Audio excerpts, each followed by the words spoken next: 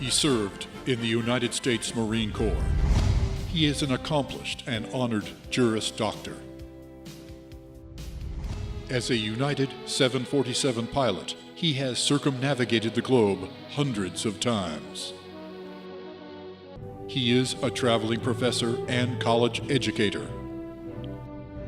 He remains a longtime member of the world's most prestigious intellectual society.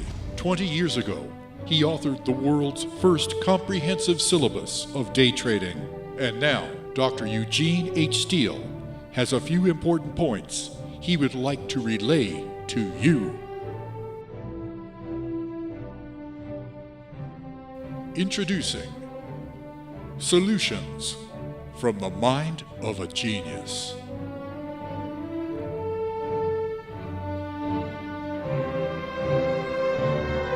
The richest people in the world. Jeff Bezos, 112 billion. Bill Gates, 90 billion. Warren Buffett, 84 billion. Armancio Ortega, 70 billion. Mark Zuckerberg, 71 billion. Bernard Arnault, 72 billion. Carlos Slim Helú, 67 billion. Larry Ellison, 59 billion. Charles Koch, 54 billion. David Koch, 54 billion.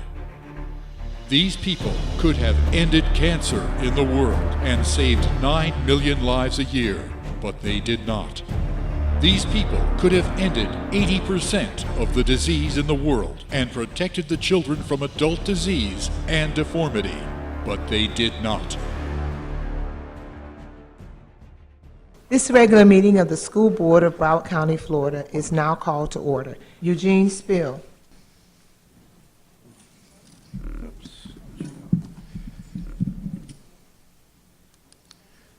Madam Chair, Mr. Superintendent, good afternoon. Happy National Nutrition Day and a belated 50th anniversary for the school breakfast program. I request that the information that I sent to each of you be attached to the transcript if it's distributed. There's a problem with the food and water that is being supplied to our school children. Some of this is the county's fault, but most of it isn't. Because of soil depletion, crops grown decades ago were much richer in vitamins and minerals than those that we get today. Today, cows are being fed chicken poop and the leavings on the floor of the chicken coops. Now, this works well for the chicken farmers because they don't have to clean it up. And it works well for the cow farmers, dairy and beef, because they don't have to pay as much for the feed. The problem is that mad cow disease and so forth is being spread by this method. Now let's talk a little bit about this situation and travel down this cow path and see where it takes us. If you feed the children the same food that you buy in the local food stores, you are feeding them an unhealthy diet. That diet includes dozens of pesticides, some of which are neurotoxins and GMOs. Neurotoxins affect IQ. These add-ons are accepted without a second thought. So how did we get here and how do we get out? Yesterday I visited an elementary school and the kitchen and noted that the sugar content of the meal was over 40 grams of sugar. The American Heart Association for ages 4 through 8 recommends 12 grams of sugar or 3 teaspoons a day as a maximum. Excess sugar equals inflammation, heart disease, diabetes, cancer, and the diet is also directly related to ADD and autism. Some people have gone organic, which was a marketing tool initially, and it's not well enforced. 60% of organic foods are tainted, and that is the result of a government study because of because organic foods are grown in the ground, and next to that particular farm there might be other foods that are being sprayed, and it sort of leaches over. It all depends on the quality of the soil. And let me just skip forward to say you spend $26 million a year for produce and $25 million a year for milk. All of these things that you're buying are under the necessary healthful needs of children. The answer is hydroponic foods. Thank you very much. Thank you.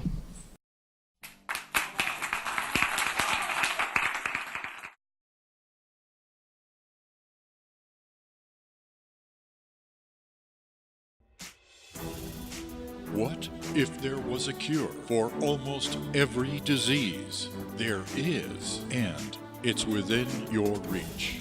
You have a natural defense system in your body that fights to keep you well, and it works great when you have it active.